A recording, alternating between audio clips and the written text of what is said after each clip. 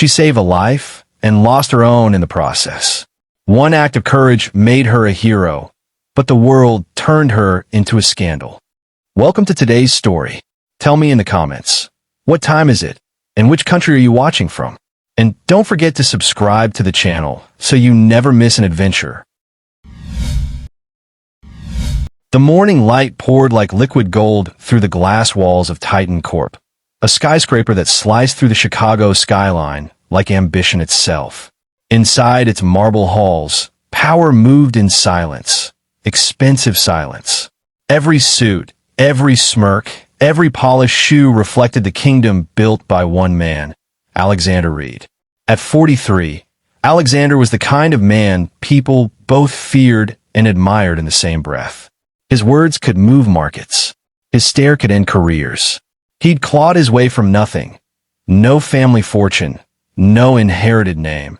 Just brilliance, strategy, and an iron heart. Some called him ruthless. Others called him a genius. But everyone agreed on one thing. Alexander Reed was untouchable. That morning, he stood at the head of the Titan Corp boardroom, a cathedral of wealth. The table was long and dark, the air cold with cologne and competition.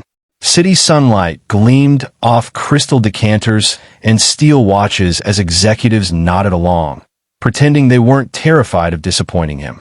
"Ladies and gentlemen," Alexander began, his voice smooth as the whiskey he usually favored. Titan's second quarter performance exceeded projections by 17%. That's not luck, that's precision.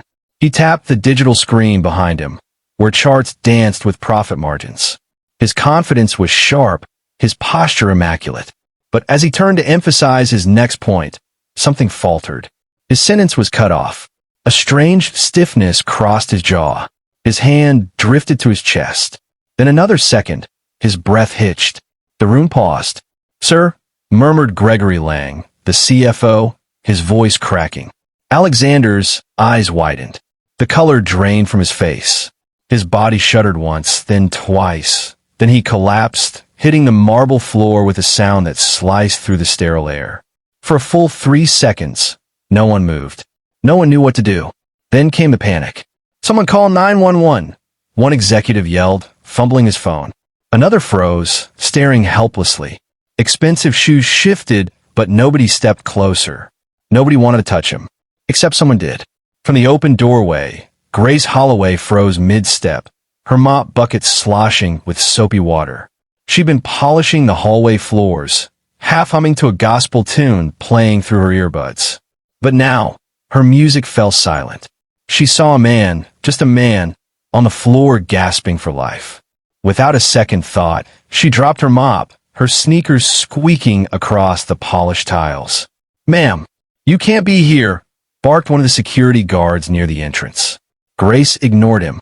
"Move," she shouted, her voice cutting through the chaos. The suit stared, appalled. A janitor? In the boardroom? Touching him? But Grace didn't care. She dropped to her knees beside Alexander. His lips were blue. No pulse. His chest barely moved. "Sir, can you hear me?" she said, shaking his shoulder gently. "Hey, stay with me." Nothing. She pressed 2 fingers to his neck. Still nothing.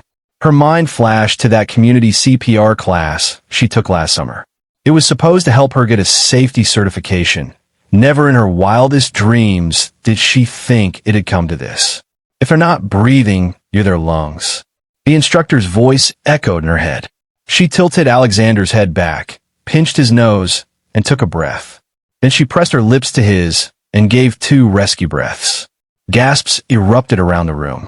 "Is she kissing him?" One of the executives blurted out. "Get her off him," another shouted. But Grace didn't stop. She interlocked her fingers, pressed down on his chest. "Hard. Come on, breathe," she whispered, counting under her breath. 1, 2, 3, 4, breathe. Someone yanked at her shoulder. "You're out of line," snapped a voice behind her. Grace jerked away, never breaking rhythm. "You can fire me later," she hissed. "But he's not dying on my watch." The room fell into a bizarre silence, except for the sound of her palms pressing against his ribs and her breath filling the space between life and death. Her arms ached. Sweat trickled down her neck. "Come on," she begged. "You're too stubborn to quit like this." And then, suddenly, Alexander's body jolted. His chest rose sharply as he coughed, gasping for air like a man waking from underwater. A stunned hush fell over the room. "He's breathing," Grace whispered, voice trembling. The executives surged forward now that it was safe. "Mr. Reed, stay with us, sir." They hovered, their panic replaced by performative concern. Paramedics burst through the door moments later. The professionals took over, checking vitals, lifting Alexander onto a stretcher. One medic glanced around. "Who performed CPR?" Grace raised a shaky hand. "I did." Before the medic could respond, Gregory Lang, the CFO, stepped forward, his face twisting in distaste. "What's your name?" "Grace Holloway," she replied, trying to steady her voice. "Night cleaning crew." He looked at her like she was dirt on the floor she scrubbed. "You put your mouth on Mr. Reed?" Grace blinked. He wasn't breathing. "I'll review the security footage," Gregory interrupted coldly. "Leave immediately. Do not return until contacted." Grace's jaw trembled. She looked around the room. The same men who had stood frozen while she saved a life wouldn't even meet her eyes. The stretcher disappeared through the door. The murmurs died. And there she was, kneeling on the cold marble floor, bruised palms, heart pounding, completely invisible again. No one said thank you. As Grace gathered her mop bucket and walked out, the only sound left in the grand boardroom was the echo of her squeaking sneakers, fading down the hallway of a building where heroes were never meant to exist. By sunrise, the story had already broken the internet. On the front page of every gossip blog and business outlet, a single grainy photo told 1,000 lies, a janitor's lips pressed to the billionaire's mouth. The headline burned across screens like wildfire. "Janitor assaults billionaire CO during medical emergency." The truth was never asked for, and nobody cared to find it. Grace Holloway's phone buzzed nonstop. Her inbox filled with hate messages, her social media flooded with comments that made her stomach turn. Disgusting. She took advantage of him. Gold digger move. She knew what she was doing. By noon, she was trending. Inside her small South Side apartment, Grace sat hunched on the edge of her couch, the flickering TV light painting her tired face. Her cleaning uniform still clung to her from the night before, wrinkled, stained, and now infamous. Her hands trembled as she scrolled through the comments on her phone. She didn't even recognize the woman in the photos. Blurry, pixelated, a stranger kneeling over a man's lifeless body, turned into a monster by captions written by people who'd never been in the room. Then came the notification that shattered her. "You've been terminated from Titan Corp effective immediately." Reason: inappropriate conduct involving executive staff. She read it 3 times before the words made sense. Her daughter, Mila, peeked around the corner of the small bedroom, holding her stuffed rabbit. "Mommy? Why are you crying?" Grace wiped her face quickly. "I'm not, baby. Just something in my eye." Mila climbed in her lap and hugged her. "Did you get in trouble?" Grace hesitated. How do you explain to a 6-year-old that the world punished you for doing the right thing? "No, sweetheart," she whispered, forcing a smile. "Mommy just needs a little break from work." Mila nodded, satisfied for now, and snuggled into her mother's chest. Grace held her tighter, her eyes burning with tears she refused to shed. Across town, Alexander Reed woke up to the quiet hum of machines and the rhythmic beeping of his heart monitor. The sterile scent of antiseptic filled the private hospital suite. For a long moment, he didn't move, just listened to the steady beat of life he shouldn't still have. His head ached. His chest felt like it had been cracked open. He remembered the boardroom, the presentation, the sharp pain, then darkness. And then a voice. A woman's voice, soft but strong. Trembling but determined. "Come on, breathe. Don't you dare die on me." He could almost hear her now, like an echo in his bones. When his assistant, Camille Torres, entered with a nervous smile, Alexander turned toward her, his voice rough. "Who saved me?" Camille blinked. "Sir, my heart stopped. Someone performed CPR." "Who is it?" Camille's gaze flickered away. "The incident was handled internally." "Handled," he repeated, his tone sharp. "Handled how?" Before she could answer, the door opened again. In walked Gregory Lang, the CFO, his silver cufflinks gleaming under the fluorescent light. "Good morning, Mr. Reed," he said smoothly. "We're relieved you're awake. The doctors say your recovery is remarkable." Alexander's eyes narrowed. "Who brought me back?" Gregory hesitated. "It was one of the maintenance staff, I believe. A janitor. She's been promoted." Alexander interrupted, half joking. Gregory's face stiffened. "Dismissed." The air in the room froze. "Dismissed," Alexander repeated slowly, his voice low and dangerous. "You fired the person who saved my life." "There were optics," Gregory stammered. "Inappropriate behavior caught on camera. It was best to control the narrative before."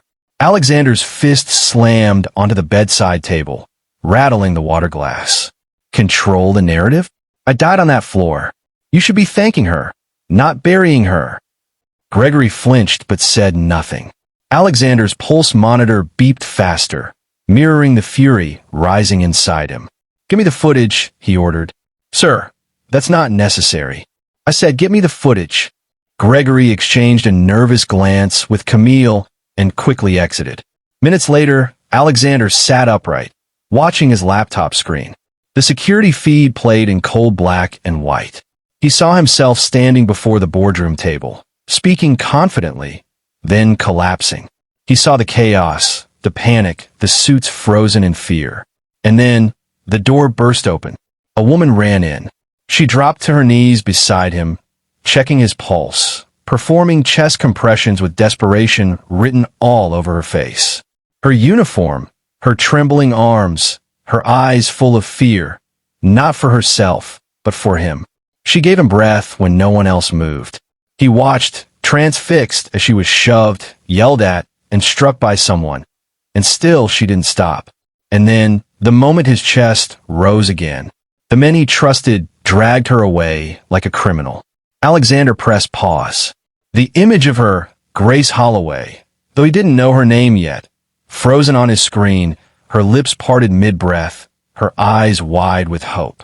For the first time in his life, Alexander Reed didn't feel powerful. He felt ashamed. The empire he built on pride had crushed the one person who'd shown him mercy. He leaned back in his bed, his chest tight with something far heavier than pain. "Find her," he said quietly to Camille, who waited by the door. "Sir, the woman in that video," he said, eyes still locked on the screen. "Find her. I owe her more than my life." Camille nodded slowly, sensing the storm building behind his calm tone. And as Alexander stared at the paused frame, Grace's hands still pressed over his heart, a truth settled deep inside him. The woman everyone mocked as inappropriate was the only one who had truly seen him. The city glittered outside Titan Tower, but Alexander Reed couldn't see it. His view of the skyline, once a symbol of his success, now looked hollow, mocking. Every heartbeat he felt was a reminder that it wasn't medicine or luck that brought him back. It was her, Grace Holloway, the woman whose name no one at Titan dared to say aloud anymore. The woman the world had branded a joke. Alexander leaned back in his leather chair, his jaw tight. "Camille," he said, his voice low but heavy. His assistant looked up. "Yes, sir. I want you to find her." Camille blinked, unsure she heard right. "Find the janitor?" "Grace Holloway," he corrected sharply. "That's her name. She saved my life, and we destroyed hers. I want her found quietly." Camille hesitated. "Sir, with all due respect, the company. The company owes her everything," he interrupted, his tone like steel. "No one needs to know. Not PR, not legal, not the board. This stays between us. Find her." Camille nodded slowly. "Yes, Mr. Reed." As she left his office, Alexander turned toward the window again. Down below, people scurried through the streets, nameless and unseen, the same way Grace had been. For the first time, Alexander realized how many lives he'd built his empire on without ever looking down. 2 days later, Camille's black sedan rolled through the south side of Chicago, a place where Titan's influence evaporated into rust and graffiti. The luxury buildings gave way to cracked sidewalks and boarded-up windows. Streetlights flickered, and the hum of the city turned into distant sirens and tired laughter. Camille's GPS struggled to find the address she'd been given. "You gotta be kidding me," she muttered, steering through potholes. She was used to dealing with lawyers, not landlords who smelled of cigarettes and cheap whiskey. Finally, she found the apartment building, a sagging brick structure that looked one storm away from collapse. Inside, the hallway lights buzzed dimly. She knocked on the door, marked 3B. No answer. "Miss Holloway," she called softly. "Grace Holloway?" Still nothing. From behind another door, a woman peeked out, wiry hair, tired eyes. "You looking for Grace?" Camille nodded. "Yes. Do you know if she's home?" The woman said, frowning. "Ain't seen her come out since yesterday. Poor thing's been sick. Folks round here been bringing her little girl food." Camille's stomach dropped. "She has a daughter?" The woman nodded. "Sweet little thing. Name's Mila. She stays with a neighbor now, 'cause the light's been out in that apartment for a week." Without waiting, Camille pushed the door open. The apartment smelled faintly of dust and damp air. The power was out. Only the faint afternoon light streamed through the blinds. Empty water bottles and unopened eviction notices cluttered the counter. And there she was. Grace lay slumped beside the couch, her skin pale, her breathing shallow. A half-empty glass sat nearby, condensation dried into a ring. Camille's hand flew to her mouth. "Oh my God!" She rushed forward, kneeling beside her. "Grace? Grace, can you hear me?" Nothing. She checked her pulse, faint but there. Camille grabbed her phone and dialed frantically. "I need a car here now. Titan Corporation emergency pickup. 3215 West Madison. Third floor, apartment 3B. Within minutes, the low rumble of an engine echoed through the street outside. A sleek black Mercedes Maybach stopped in front of the building. The driver opened the back door, and out stepped Alexander Reed himself. He didn't wait for an explanation. His coat still draped over his shoulders, he sprinted up the stairs 2 at a time. Camille met him at the doorway. "Sir, she's here." "She's..." He brushed past her and froze at the sight. Grace lay still, her hair tangled, her clothes clinging to her thin frame. The woman who had once burst into a boardroom full of billionaires with fearless urgency now looked broken, discarded by the same world she'd saved. Alexander knelt beside her, his usually composed face cracked. "Grace," he whispered. "It's me." He touched her shoulder gently, then slid an arm beneath her, lifting her like she weighed nothing. Her head fell against his chest, her breathing ragged. "She's dehydrated," Camille said quickly. "I called the hospital." "No hospitals," Alexander said, his voice trembling with quiet fury. "Titan doesn't get to control this. I'll handle it." He turned toward the door, carrying Grace in his arms. The building's residents peeked through cracked doors, whispering as the billionaire descended the crumbling stairwell with a janitor in his embrace. Outside, flashes from a few camera phones caught the surreal image. A man in a $1,000 suit holding a woman who'd been shamed out of society. Alexander didn't care. As the car door closed behind them, he whispered the words that had been burning in his chest since he first saw the footage. "You saved my life," he murmured, brushing a strand of hair from her face. "Now let me save yours." The car pulled away, its taillights glowing red against the gray Chicago dusk. 2 lives, once divided by class and circumstance, now bound by something far greater than fate.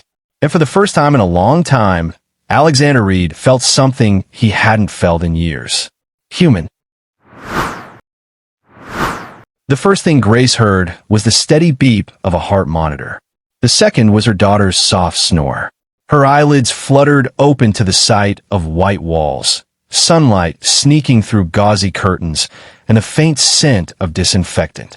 She blinked several times, disoriented, until her gaze fell on a small figure curled up beside her.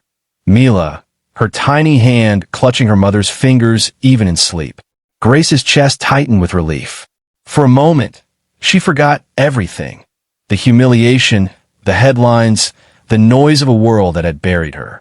Her daughter was safe. That was enough. Then she noticed a shadow sitting across the room. A man in a tailored charcoal suit, his sleeves rolled up, his expression unreadable. Alexander Reed. Grace's breath caught. She tried to sit up, pain shooting through her arms. You, she whispered, her voice hoarse. Why are you here? Haven't you done enough already? Alexander stood immediately. Grace! No, she cut in, her tone trembling with anger and disbelief. You don't get to say my name. You don't get to act like this is okay. You stood by while your people ruined me. You watched me lose everything. He didn't defend himself. He didn't look away either. You're right, he said quietly. But I didn't just stand by. I was dead while it happened. Grace frowned, her confusion flashing through her anger. I saw the footage, Alexander continued, his voice steady now. The boardroom cameras, the reports, everything. I saw what they did to you, how they twisted it. I fired Marcus Vane, the CFO behind it, and I made sure the company cleared your name publicly. Grace stared at him, searching for any trace of a lie. You clear my name? He nodded. Officially, yes. But I know that doesn't fix what they did. Grace leaned back against the pillows, her body weak, but her spirit still sharp. It's too late for that, Mr. Reed. My name's been dragged through every gutter on the internet. You can't clean something that's already stained. Before Alexander could respond, Mila stirred and blinked her sleepy eyes open. Mommy, Grace softened immediately, stroking her daughter's hair. I'm right here, baby. Mila turned and noticed the man in the chair. Who's that? Grace hesitated. That's someone who's helping us. Alexander smiled faintly, lowering his voice. Hi, Mila. You've got a very brave mom. The little girl's face brightened. I know. For a fleeting second, the room felt almost peaceful, like the chaos outside had taken a breath. But peace, Grace was learning, never lasted long. By evening, the story had broken again. Billionaire falls for his savior. Alexander Reed's secret affair with Janitor heroine. Scandal or sympathy? Inside the CEO's obsession. The internet feasted. Memes, fake interviews, even a trending hashtag. Hashtag Reed and the Rescuer. Grace's phone buzzed nonstop with notifications she didn't dare open. The hospital TV replayed her photo again and again. That same grainy frame of her kneeling over Alexander, now paired with clips of him carrying her out of her apartment like a knight in shining armor. But every edit came with a sneer. The same world that had mocked her for saving a man now mocked her for being saved by him. Charity case, one commentator called her. Manipulative opportunist, said another. She's milking the moment. Grace muted the television, her jaw trembling. It's happening again, she whispered. They're doing it again. Alexander stood by the window, his face grim. Let them talk. I'll handle it. She turned to him sharply. You can't handle the internet, Alexander. You can't buy people's respect. You can't erase what they think of me. He said nothing for a moment, his hand tightening around the back of the chair. Then I'll change the conversation. Grace gave a small, humorless laugh. You still think you can control everything? He looked at her, guilt flickering beneath his calm. I'm just trying to make things right. But far above their quiet exchange, inside Titan Corp's glass towers, another storm brewed. The board of directors was livid. In a conference room filled with whispers and tension, executives muttered about public embarrassment and loss of investor confidence. One of them spoke the words Alexander's assistant dreaded most. He's emotionally compromised. He's become a liability. And at the center of that whisper campaign stood Marcus Vane, the very man Alexander had fired. Vane wasn't finished. From a high-rise penthouse across town, he watched the media frenzy unfold, a glass of bourbon in hand and satisfaction curling his lips. He'd leaked fabricated text messages, fake sources, and doctored screenshots. Anything to make Grace look guilty, to make Alexander look weak. If I go down, he muttered to himself, they'll burn with me. He hit send on another anonymous email to a major tabloid. The subject line read, Inside the secret life of Grace Holloway, what she doesn't want you to know. Back in the hospital, Grace stood by the window, staring at the skyline, that same city that once towered over her like a god. She whispered softly, not to Alexander, not even to herself, but to the wind beyond the glass. Saving a life shouldn't have cost me mine. Behind her, Alexander heard her words and made a silent vow. The first time she saved him, it was his heart that failed. This time, it was his soul on the line, and he wasn't going to let her fall alone. The rain drummed softly against the window of the small townhouse where Grace Holloway and her mother now lived temporarily. The lights flickered as thunder rolled in the distance, a warning, it seemed, of another storm about to hit. Her mother, Evelyn, sat at the edge of the couch, folding laundry with slow, deliberate movements. Her hands, worn from years of factory work, trembled slightly as she broke the silence. "Baby," she said, not looking up, "no man in a suit ever saves a woman like us without a price." Grace sighed, her eyes fixed on her phone screen where another hateful headline blinked. "It's not like that, Mama." Evelyn looked up now, her expression half worry, half wisdom. "That's what your grandmother said before she lost her house helping someone she thought cared. You think that man's gonna fix the world for you? The world doesn't change for women like us, Grace. It chews us up and spits us out twice." Grace turned away, blinking back tears. She loved her mother, but she couldn't live afraid anymore. She'd already lost her job, her reputation, her peace. And for what? Silence had bought her nothing. "No," Grace whispered finally. "This time, they don't get to tell my story." The next day, Grace sat in her small living room with her phone propped up on a mug and her daughter's coloring books pushed aside. Her hands shook slightly as she pressed record. The camera clicked on. "Hi," she began softly, her voice uncertain. "My name is Grace Holloway. Some of you know me as the janitor from Titan Corp, the one who supposedly kissed her boss to get attention. That's not who I am, and that's not what happened." She took a breath, steadying herself. "That day, I walked into a boardroom because a man was dying. I didn't see a billionaire. I saw a human being who wasn't breathing. So I did what any trained person would do. I gave CPR. I saved his life. And for that, I lost mine." Her voice cracked slightly, but she didn't stop. "I was fired, humiliated. My daughter saw things no child should see about her mother. And when the truth came out, when I thought maybe justice was real, they called me something new, a charity case." Tears shimmered in her eyes now. "I don't want pity. I want people to see what happens when honesty meets power. When the poor do the right thing, and the rich decide that's too uncomfortable." She ended simply, whispering, "This is my truth." She pressed stop. Then she hit upload. The video went viral in less than 12 hours. Hashtag Grace Holloway began trending worldwide. News anchors replayed her words. Activists hailed her courage. Social media flooded with support. Workers, nurses, cleaners, teachers, all sharing their own stories of being silenced. She spoke for all of us. Finally, someone brave enough to call it out. Grace watched from her couch, stunned, as her follower count exploded and donations poured into a GoFundMe she hadn't even created. The people had chosen her as their symbol, their underdog hero. For the first time in months, she smiled. Mila danced around the living room chanting, "Mommy's famous! Mommy's famous!" Grace laughed through tears, pulling her daughter into her arms. "Maybe we're free now," she whispered. "But freedom, like fame, is fragile." Across town, Marcus Vane poured himself another glass of whiskey in his penthouse, the city lights gleaming behind him. The former CFO, now under investigation for fraud, watched Grace's viral video play across multiple news feeds. "She thinks she can win," he muttered. "Sweet, naive girl." He opened a laptop, scrolling through a folder labeled insurance. Inside were screenshots, fabricated text messages, edited emails, all crafted to tell a new story, that Grace and Alexander had been lovers before the incident.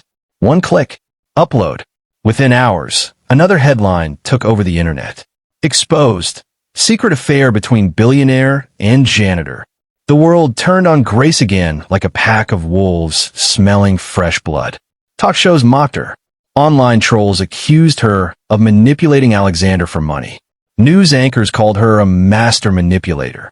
Grace's phone exploded with notifications. Every vibration felt like a punch. By evening, she sat motionless on her couch, staring at her own face on the TV, framed beside fake screenshots and lurid commentary. Alexander Reed's charity just got complicated One anchor sneered. Was it gratitude or lust? Mila's small voice broke the silence. Mommy? Why are they saying bad things again? Grace couldn't answer.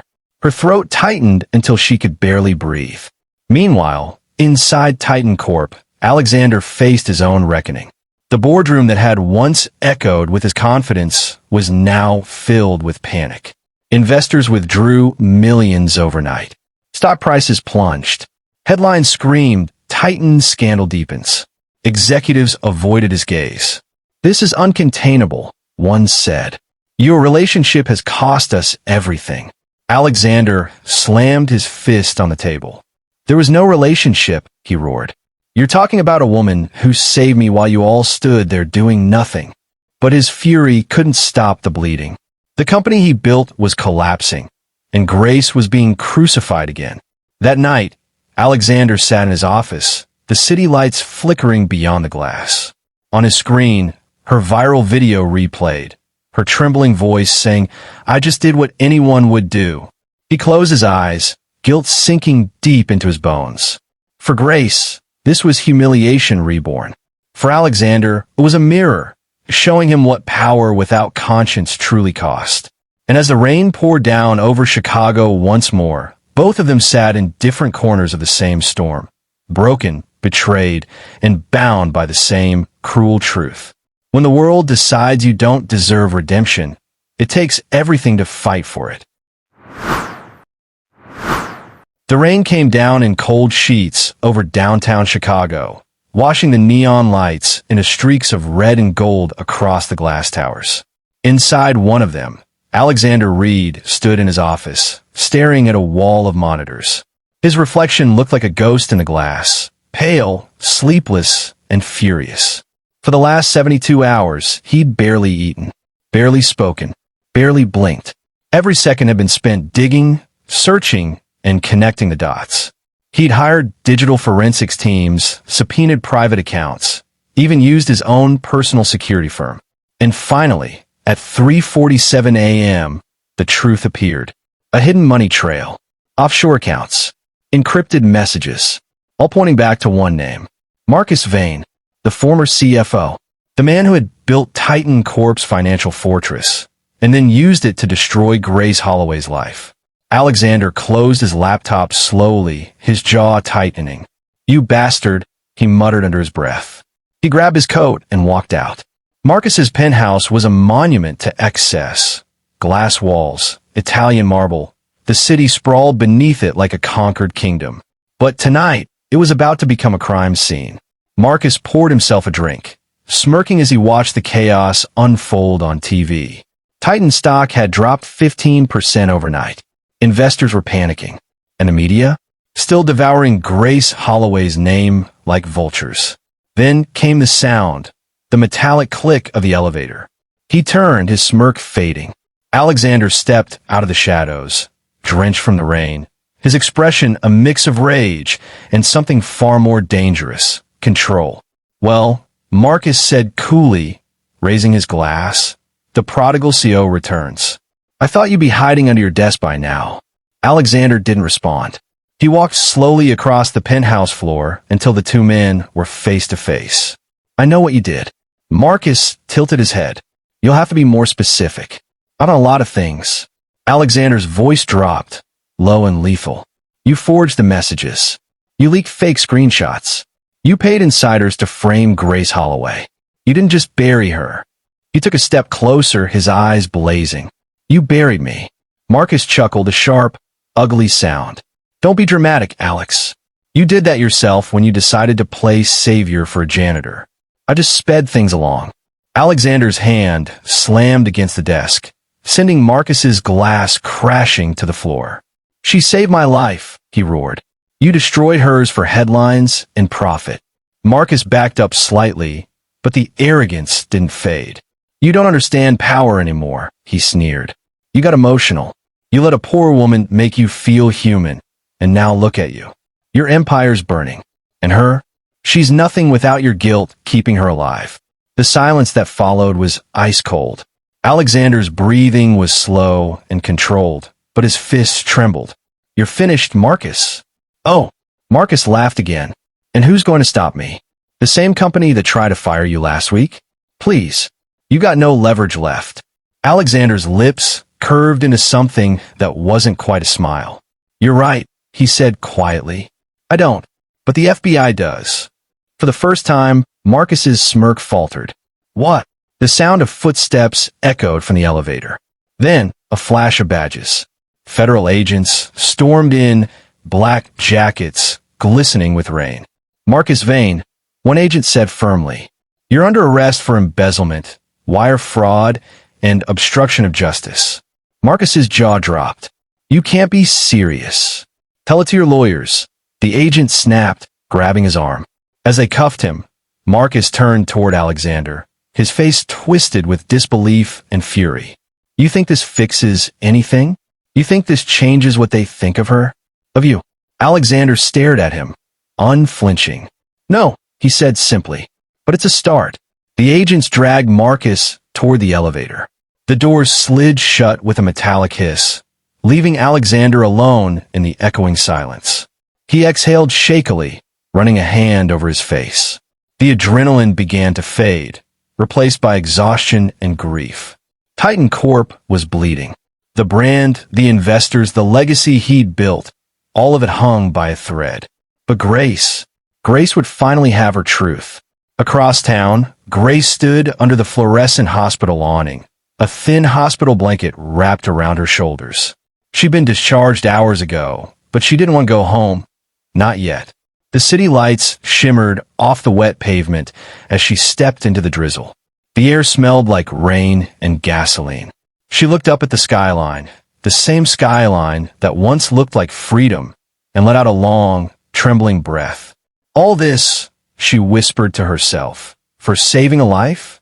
A nurse standing nearby heard her, filming quietly on her phone. She hadn't meant to capture the moment, but the raw pain in Grace's voice hit something deep. By morning, that 6-second clip had gone viral. Hashtag let Grace breathe. Hashtag justice for the janitor. Thousands reposted it. Workers, single mothers, activists, people who'd felt unseen for too long. Grace's whispered words became a symbol. News anchors replayed it with tears in their eyes. All this for saving a life became a rallying cry across social media, a question that demanded an answer. And as Grace walked down the quiet street, unaware of her phone buzzing in her pocket, something remarkable began to shift. For the first time since it all began, the world was no longer laughing. It was listening. The morning sun spilled across the skyline like a promise, a rare warmth after weeks of storms. Inside Titan Corp, the energy was different. The usual tension that filled the glass corridors had softened into something lighter, quieter, almost hopeful. For the first time in years, Alexander Reed walked through his building not as a ruler, but as a man rebuilding from the ground up. Titan was no longer the empire of fear it used to be. It had bled, been broken, and now it was being reborn. Alexander stood before a wall-sized digital screen in the main conference hall, his reflection merging with the words displayed across it in bold silver letters. Project Humanity. Below it, the tagline read, "Because every voice matters." Executives filled the room, but this time, there was no stiff formality, no show of power. They watched in silence as their CEO addressed them, his tone raw and sincere. For too long, Alexander began, Titan stood for ambition, for dominance, for success at any cost. But ambition without compassion becomes destruction. And success without humanity isn't success at all. He paused, scanning the room. What happened to Grace Holloway should never have happened to anyone. Not here, not anywhere. The room stayed still, the memory of the scandal still haunting the halls. So starting today, he continued, we're changing what this company stands for. Project Humanity isn't a press stunt. It's a new division built to protect workers, give voice to the unseen, and make sure every person, from janitor to board member, has dignity. He stepped aside and gestured toward the digital model of the new floor design projected behind him. And this space, he said softly, will be called the Holloway Center for Employee Wellness. The room erupted in quiet murmurs. Some executives nodded in approval. Others exchanged guilty glances. But the name hung heavy, powerful, undeniable. After the meeting, Alexander retreated to his office, the buzz of emotion still lingering in the air. He stared out at the city below, clutching a folder in his hands. Inside was a letter, already signed, waiting for one person's name. He didn't have to wait long. A soft knock came at the door. "You wanted to see me?" Grace stood there, her posture strong, but her eyes cautious. She looked different now. Calmer. Not broken, but reshaped. Alexander smiled faintly. "You look better than the last time we met." "I'm still standing," she replied, crossing her arms. "Guess that's something." He gestured for her to sit, but she didn't. "I wanted to show you something," he said, pressing a button on his desk. The glass behind him flickered into a digital display, a panoramic render of the newly constructed Holloway Center. Bright, open, filled with greenery and natural light. A space for workers to decompress, to talk, to be heard. Grace stared at the image, speechless. "You named it after me?" Alexander nodded. "It's not about the name. It's about what you stood for. You reminded this company that people matter more than profits. You saved a life and forced us all to start living differently." He handed her the folder. Inside was an offer letter, official Titan Corp stationery, bold and direct. Position, Director of Project Humanity. Grace's eyes widened. "You want me to work here?" "After everything." "I don't want you to work for me," Alexander said. "I want you to lead this. To make sure this place never forgets what happened. To make it right, not for me, but for everyone like you who never got a seat at this table." Grace shook her head slowly. "You can't fix the world with apologies, Alexander." He smiled sadly. "No, but maybe we can start with action." Silence stretched between them. The hum of the city below seemed to fill the space. Grace turned toward the window, staring at the skyline. The same skyline that had once felt so far out of reach. "You really believe people can change?" she asked quietly. Alexander met her gaze. "I have to. Otherwise, everything we've lost means nothing." Hours later, Grace walked through the newly opened Holloway Center for the first time. The scent of fresh paint and blooming lilies filled the air. Walls were decorated with photos, not of executives, but of workers. Custodians, receptionists, cooks, security guards. Every face that kept Titan alive behind the scenes. As she moved through the space, employees began to notice her. Some stopped what they were doing, some smiled shyly, others clapped softly. It wasn't the roar of a crowd. It was quieter, more meaningful. Respect. Grace felt her throat tighten. She turned in a slow circle, taking it all in. "You built this for them," she whispered to herself. A young receptionist nearby overheard and smiled. "No, ma'am. You built this because of you." Grace's eyes glistened. She let out a breath she didn't realize she'd been holding. For the first time in what felt like forever, the weight on her chest began to lift. This wasn't about her anymore. It was about every person who'd ever been invisible. Every worker who'd been overlooked, every voice silenced. As she looked around one last time, a quiet realization settled over her. She wasn't just a janitor who once saved a man's life. She was the woman who helped save an entire company's soul. And this time, she didn't need headlines to prove it. The lights dimmed across the grand atrium of Titan Corporation. A soft murmur of anticipation rippled through the crowd. Hundreds of employees filling the room, from executives in tailored suits to custodians still in uniform. For once, there was no divide between them. On the stage, a banner stretched wide behind the podium. The Holloway Initiative, Wellness, Equity, Humanity. The logo shimmered in gold, reflecting the morning sunlight that poured through the high glass walls. And at the center of it all stood Grace Holloway. She took a breath, steadying herself as the microphone buzzed faintly. The woman who had once been invisible in this very building now stood before it. Not as an employee, not as a victim, but as the voice of something bigger. Her eyes scanned the room, landing briefly on familiar faces. Workers she'd shared quiet lunches with, executives who once looked through her like she didn't exist, and somewhere near the back, Alexander Reed, standing quietly, hands clasped, watching her with pride. "Good morning," she began, her voice calm but strong. The crowd hushed instantly. "Some of you know me. Some of you have only read my name on a screen. And some of you," she smiled faintly, "probably thought you'd never see me again." A few people chuckled softly. The tension broke just enough. "I came to this building every night for 3 years," she continued, her voice deepening with emotion. "I mopped these floors, wiped your desks, and emptied your trash. I was here, but I wasn't seen. And when the day came that I tried to help, really help, I learned just how invisible people like me could be." Silence fell again. "But I also learned something else," she said, her tone softening. "You can take away someone's job, their reputation, even their peace, but you can't take away their truth." A low wave of applause built and rolled through the crowd. Grace paused, letting the sound wash over her. "So, what is the Holloway Initiative?" she continued. "It's more than a new policy or program. It's a promise that every person in this company, from the ones who make decisions to the ones who sweep up after them, will be treated with the same respect. That voices will be heard, not buried. That no one will ever be made invisible again." She glanced toward Alexander, their eyes meeting briefly. His jaw tightened, pride and emotion flickering across his face. Grace turned back to the crowd. "This company is changing, not because of one person, but because we all decided it was time. Because we all deserve to breathe." The applause that followed wasn't polite. It was thunderous. People rose to their feet, cheering, clapping, some even whistling. The same board members who once scorned her now stood and clapped until their hands ached. Grace smiled humbly and stepped back from the podium. Her heart swelled, not with ego, but with something purer, peace.